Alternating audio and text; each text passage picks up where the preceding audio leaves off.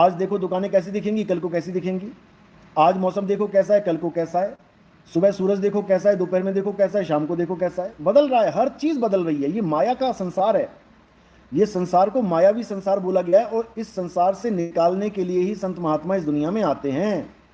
दो प्रकार के संत आते हैं इस दुनिया में। एक संत वो आते हैं जो कहते हैं ये मायावी संसार भगवान ने बनाया है हमारे तुम्हारे रहने के लिए, ये भगवान की बड़ी कृपा है जो संसार को बना दिया। और एक संत आते हैं कि ये संसार क्यों बना दिया, क्या जरूरत थी इसकी। गाना भी बना रखा है, दुनिया बनाने वाले क्या तेरे मन में समाई, काहे को दुनिया बनाई। गाना भी गा रहे हैं कि क्यों बना दी ये दुनिया। बनानी थी तो अच्छी बनाता, जिसमें दुख ना हो, कलेश ना हो, मौत ना हो। एक बार जो पैदा हो गया मरना नहीं चाहिए। भगवान तो कुछ भी कर सकता है भाई। मरने के बाद जो तुम हमें सपने दिखा रहे हो स्वर्ग स्वर्ग, इस दुनिया को ही स्वर्ग बना दो ना, क्यों नहीं बनाते। इस दुनिया में दुनिया भर के भूचाल आ रहा है, सुनामी आ रही है, बिजलियां गिर रही हैं, लोग मर रहे हैं। तत्व भी ऐसे बनाए हैं जो तत्व प्राण के लिए घातक हैं। आग बना दी तो आग में जल के देखो जरा, पानी बना दिया पानी में डूब के देखो जरा, हवा बना दी, हवा तूफान आते हैं उड़ के देखो जरा, एक बार पता लगे। धरती बना दी, धरती के नीचे कभी भूकंप में गिर के देखो जरा, पता लगे तुम्हें। तत्व भी ऐसे बनाए हैं जो हमारी हमारी जान के दुश्मन है। ऐसा कैसा भगवान है जो अपने बच्चों के लिए इतना खतरनाक दुनिया बना के बैठा हुआ है। पर पल, एक पल भी भरोसा नहीं है मौत का। अपने परिवार को छोड़ के बंदा नौकरी करने जा रहा है, शाम को घर वालों को कुछ खाने के लिए आएगा, रास्ते में एक्सीडेंट हो जा रहा था उसका, ट्रेन से कट के मर रहे हैं, हवाई जहाज क्रैश हो रहे हैं। ये भगवान कर क्यों नहीं रहा कुछ। अगर नहीं संभाला जा रहा भैया तो बंद कर देना ये सिस्टम। ये दुनिया खत्म कर दे अपनी, सबको ले जा स्वर्ग में नरक में जहां भी ले जाना है। ये बेवकूफ बनाया जा रहा है हमें। ये किसी भगवान ने नहीं बनाई है सृष्टि। भगवान कभी ऐसी गंदी सृष्टि बना ही नहीं सकते जहां पल का भरोसा नहीं है मौत का। तुम अपने लिए घर बनाते हो, अपने बच्चों के लिए घर बनाते हो, हर चीज ब्रांडेड लेके आते हो, बिजली की तारें लेते हो ISI मार्क का, करंट ना लग जाए मेरे बच्चे को, हैं। और भगवान ने तुम्हें जंगल में छोड़ दिया, मकान भी नहीं दिए बना के। मकान भी इंसान ने बनाया अपने लिए जंगल में। जैसे क्या बताऊं मैं, काला पानी के लिए सजा देते हैं ना, छोड़ दिया जंगल में, घूमता रहा यहीं पे। जंगली जानवरों के बीच में पैदा कर दिया हमें। पक्के मकान तक नहीं दिए सीमेंट के बना के कि जंगल में कहां रहेगा, क्या सोएगा। इधर सोया नहीं, उधर शेर ने हमला किया नहीं। देखो जरा इतिहास, पता लगे तुम्हें आदि मानव कैसे जीते थे। और आज के युग में भी देख सकते हो, अफ्रीका के जंगल में देख लो, अभी भी नंगे घूम रहे हैं बेचारे, अभी भी शेरों से लड़ रहे हैं। अभी तक उनको पक्के मकान नहीं मिले। अफ्रीका के जो कबीले वाले हैं, देखो यूट्यूब पे सर्च मार के देखो जरा। ऐसा कैसा भगवान है भाई।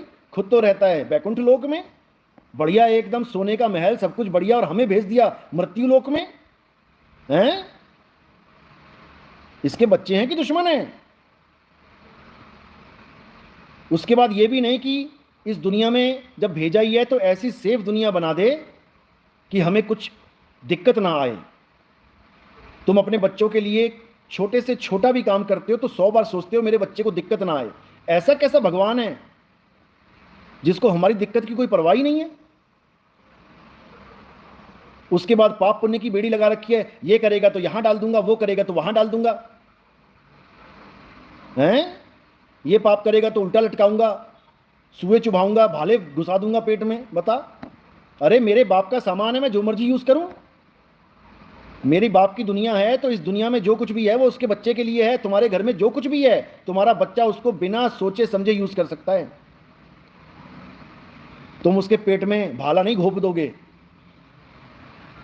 और अगर तुम्हें इतनी दिक्कत है तो भैया जितना भी पाप वाला सामग्री है वो हो ही ना।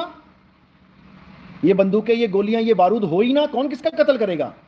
तुम क्या कुछ नहीं कर सकते हो। तुम ऐसी टेक्नोलॉजी ही ना बनने दो जिससे बंदूकें बनी आज, जिससे तोपें बन गई, जिससे परमाणु बम बन गए, मानवता को खतरा हो गया। तुम क्या कर रहे हो देख के। उधर बम फोड़ा जा रहा है, उधर भगवान को कोई फर्क ही नहीं पड़ रहा। और मारो और मारो। मेरे बच्चे थोड़ी नहीं है, पड़ोसियों के हैं। जैसे अपना बच्चा मर जाता है तो कष्ट होता है, पड़ोसी का बच्चा मर जाए ना तो कष्ट नहीं होता। आराम से खाना खाते हो, कोई टेंशन नहीं है। अपना बच्चा मर गया 10 दिन तुम्हारे रोटी नहीं जाएगी गले से नीचे। तो मेरे भाई ये दुनिया कोई भगवान की दुनिया नहीं है कि तुम बड़े खुश हो कि भगवान ने दुनिया बनाई। अरे 3 लोक एक जेल है, पाप पुण्य 2 जाल, और सारा जग भोजन बना, खाने वाला काल। ये माया जाल इस काल का है। और इस काल से बचाने के लिए ही संत आते हैं दुनिया में, समझे। बचना चाहो काल जाल से, चीनो शब्द हमारा, और कहें कबीर अमर कर राखूं, जो निज होए हमारा। जो इस माया जाल से निकलना चाहता है, जो इस संसार से निकलना चाहता है, वो तरीका समझ ले कैसे निकलना है, क्योंकि अंत समय उसका भी आएगा, मौत उसको भी होगी। और जिसको पता है कि मृत्यु के वक्त क्या करना है, वो इस संसार से निकल जाएगा। और जिसको पता ही नहीं है करूं क्या, वो रोएगा, चीखेगा, चिल्लाएगा, डॉक्टर साहब मुझे बचा लो, पापा मुझे बचा लो, मैं मरना नहीं चाहता। और मरना पड़ेगा, मरना पड़ेगा मेरे भाई। और जिनके सहारे तुम बैठे हो कि हम ये कर ले मुक्ति हो जाएगी, वो कर ले मुक्ति हो जाएगी, अरे भैया किसी की मुक्ति ना हुई है ना होगी। मैं गीता पढ़ लूँ मेरी मुक्ति हो जाएगी, गीता पढ़ने से मुक्ति हो जाएगी? तो गीता में ये बोला है कि मैंने ये ज्ञान बहुत पहले सूर्य को दिया था, सूर्य मुक्त हो जाना चाहिए था, आज भी यही टिमटिमा रहा है। अरे सूर्य की ही मुक्ति हो जाती जब गीता का ज्ञान मिल गया सूर्य को, स्वयं भगवान ने उसको अपने श्रीमुख से ज्ञान दिया है, तो आज भी मृत्यु लोक में क्या कर रहा है वो? उसको तो गायब हो जाना चाहिए था 3 लोक में से, ढूंढने से भी नहीं मिलना चाहिए था सूर्य, क्योंकि उसको गीता का ज्ञान भगवान ने अपने श्रीमुख से दिया, लेकिन आज भी यही धक्के खा रहा है। समझो, ज्ञान अर्जुन को भी दिया था अपने श्रीमुख से, क्या हुआ? अर्जुन को नरक में जाना पड़ा। 5 पांडव में 4 तो नरक में बैठे हुए थे, ये तो 5वें की दया हुई तो उनको बेचारों को स्वर्ग मिला। सुदामा कृष्ण जी का भगत था, सुदामा के चरण धोके कृष्ण जी ने पिए, सुदामा सबसे परम मित्र था, वो राक्षस बन गया। चंद्रचूड़ राक्षस सुदामा का ही अगला जन्म था।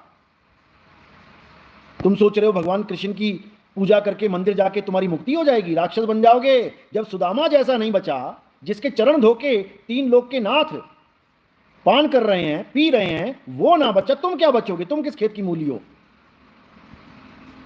कमाल कर दी। और एक बाबा क्या कह रहा है, हमारी राधा रानी कभी किसी को कष्ट नहीं देती, हमारी राधा रानी के हाथ में कभी कोई शस्त्र नहीं देखोगे। अरे मुंह में जुबान तो है, ये जुबान शस्त्रों का भी बाप है। सुदामा को श्राप राधा रानी ने ही दिया था, उसकी वजह से वो राक्षस बन गया। इससे अच्छा तो कोई तीर वीर मार देती, राक्षस तो ना बनता। लेकिन जुबान, जुबान ऐसा शस्त्र है मेरे भाई, हालत खराब कर देता है। भगवान विष्णु को नारद ने इसी जुबान से श्राप दिया था, 14 साल धक्के खाने पड़ गए जंगल में राम बन के। समझे कि तुमने इतना आसान समझ लिया है कि राम राम करो, श्याम श्याम करो और बस तुम्हें मिल जाएगा बैकुंठ। धक्के मिलेंगे, धक्के। समझ जाओ, अभी समझा रहा हूं। सनातन को जानो, सत्य सनातन को जानो, सनातन धर्म को पहचानो। और जिस दिन तुमने सनातन को जान लिया, तुम पक्के सनातनी हो जाओगे। और नितिन दास पक्का सनातनी है, कोई हिला नहीं सकता हमें। आज सारे हिंदू मुसलमान बनी जा रहे हैं, कहां है तुम्हारे धर्म में ताकत? क्यों जा रहे हैं वहां पे? उनके धर्म में ऐसा क्या है जो खींचे चले जा रहे हैं? केरल में 50% मुसलमान हो गए हैं, पंजाब में ईसाई बढ़ते ही जा रहे हैं, बढ़ते खतरा हो गया पंजाब को ईसाइयों से कि ये किसी दिन पूरा पंजाब ईसाई ना हो जाए। तो तुम्हारे अपने धर्म में ताकत नहीं है, तभी तो दूसरा पटकी मार रहा है तुम्हें। ऐसा क्यों हो रहा है? क्योंकि तुम्हें अपने धर्म के बारे में पता ही नहीं है, तुम्हें सत्य सनातन के बारे में पता ही नहीं है। जिस दिन तुम्हें सत्य सनातन के बारे में पता लग गया ना, कोई माई का लाल नहीं है जो तुम्हें बदल दे, कि तुम्हें हिंदू से मुसलमान कर दे या तुम्हें हिंदू से ईसाई कर दे, क्योंकि तुम कुछ जानते ही नहीं हो। नितिन दास तुम्हें बताने ही आया है, लेकिन तुम्हें लगता है कड़वा। बेटा जब कोई बीमार हो जाता है ना, तो डॉक्टर कड़वी दवाई ही देता है। वो तुम्हारी बीमारी ठीक करने के लिए होती है, ना कि तुम्हारे मुंह का टेस्ट खराब करने के लिए कि नहीं जी ये तो बड़ा कड़वा बोलता है। सत्य बोलता है, सत्य, और सत्य कड़वा होता है। उसको कड़वा लगता है जो असत्य रूपी मीठे का आदी हो गया हो।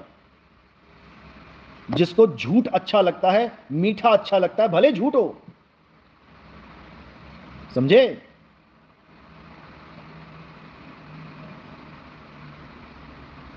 बारे में अध्याय 2 24वें श्लोक में बिल्कुल क्लियर बता दिया कि आखिर सनातन है क्या।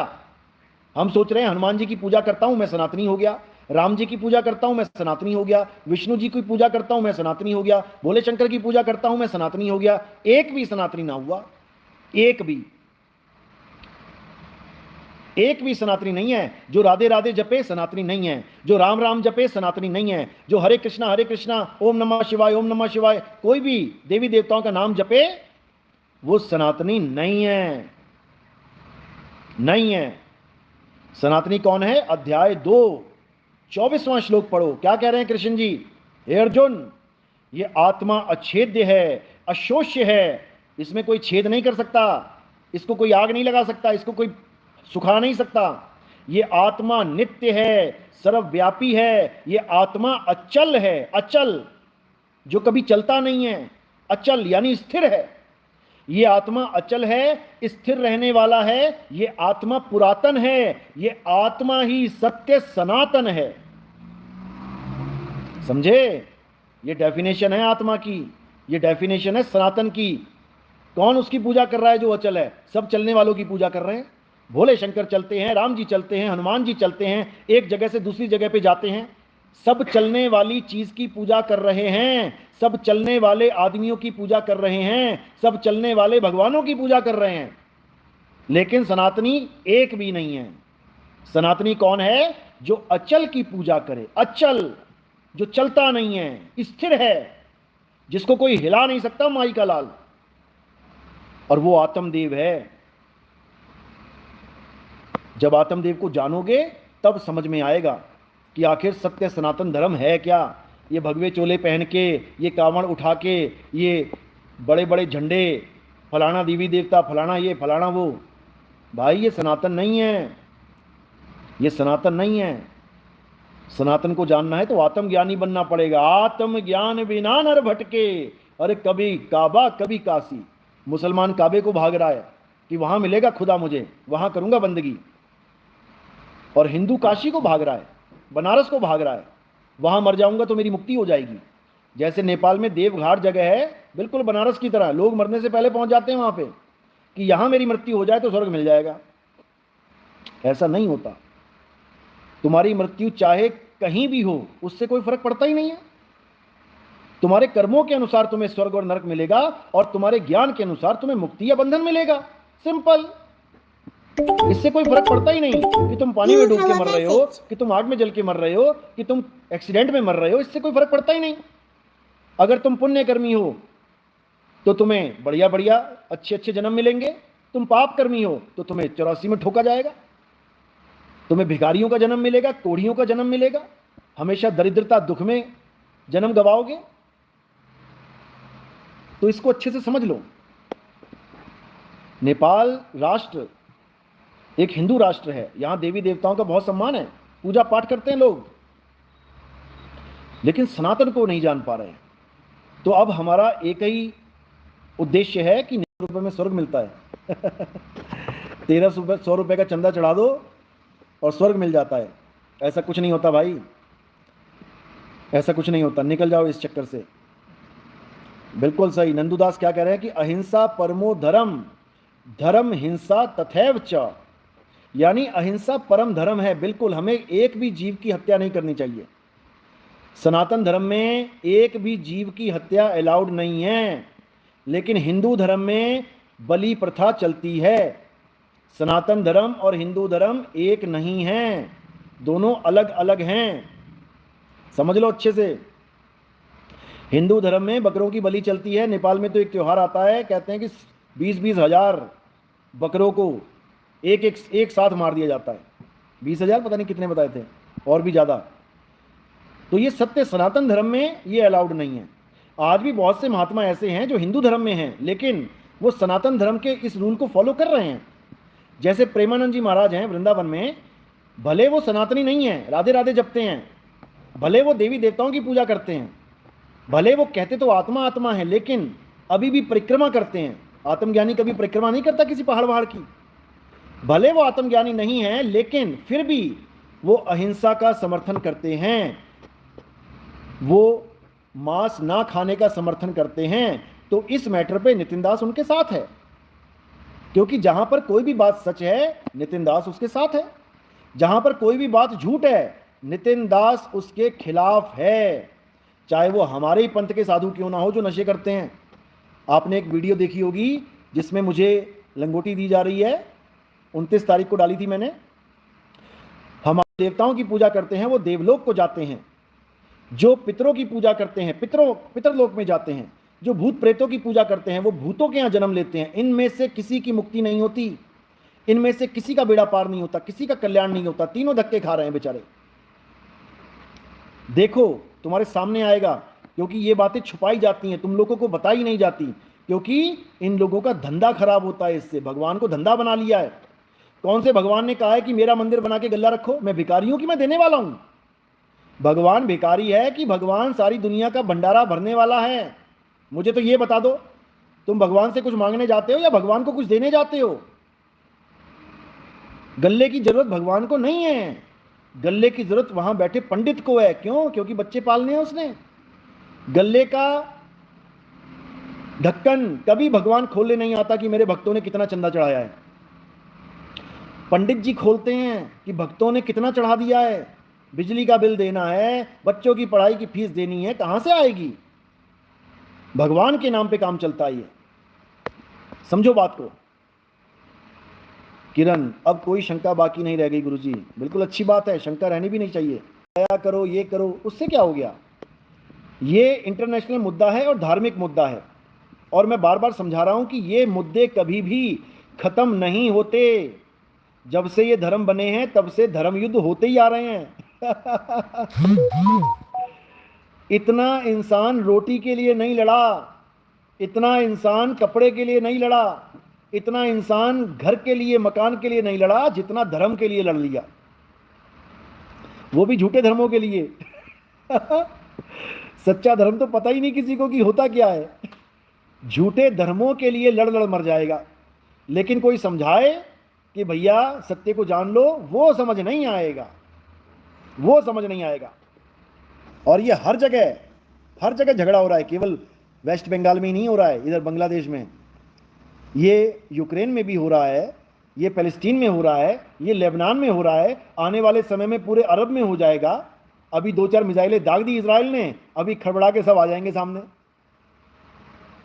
अगर ये झगड़ा खत्म करना है, अगर यहूदियों को मुसलमानों का दोस्त बनाना है, अगर ईसाइयों को मुसलमान का दोस्त बनाना है, अगर हिंदू को मुसलमान का दोस्त बनाना है, तो इस दुनिया में केवल एक ही ज्ञान है, और वही ज्ञान नितिन दास तुम्हें समझा रहा है। लेकिन तुम्हें समझ नहीं आ रहा है। जब 2-4-5 बम तुम्हारे सिर पे फूट जाएंगे, जब तुम्हारे घर उजड़ जाएंगे, जब रोने वाला भी कोई नहीं बचेगा, तब तुम्हें याद आएगा, अरे भैया नितिन दास सही बोल रहा था। तब तुम्हें समझ में आएगा कि काश हमने नितिन दास की बात मान ली होती, ये झगड़े खत्म कर लिए होते, तो आज हमारे सारे भाई जिंदा होते, आराम से खा रहे पी रहे होते, अपनी अपनी भक्ति कर रहे होते, क्या फर्क पड़ता है? लेकिन नहीं, यहूदियों को खत्म कर देंगे, ईसाइयों को मार देंगे, मुसलमानों का खात्मा कर देंगे, हिंदुओं का कत्ल कर देंगे। अरे भैया चूड़ियां थोड़ी नहीं पहनी किसी ने। तुम 2 मारोगे वो 1 तो मारेगा, तुम 100 मारोगे वो 50 तो मारेगा। तो ये झगड़े कभी खत्म नहीं होंगे। ये झगड़े तब खत्म होंगे जब हम सब आत्मज्ञान को समझेंगे। आत्मज्ञान को समझ लो बात को। आत्मज्ञान एक ऐसा ज्ञान है जिसमें सब हस्तियां खत्म हो जाती हैं। ना कोई राम, ना कोई श्याम, ना कोई हनुमान, ना कोई भोले शंकर, ना कोई शेरावाली माता, ना कोई ईसा, ना कोई मूसा, ना कोई नितिन दास, ना कोई कबीर दास, ना कोई नानक दास, ना कोई मीराबाई, ना कोई रविदास। समझो बात को। इतना क्लियर समझा दिया वाणियों में। जब आएगा बीसम बीसा, ना रहेगा ईसा, ना रहेगा मूसा, राज करेगा जगदीसा। अब और क्या लिखें?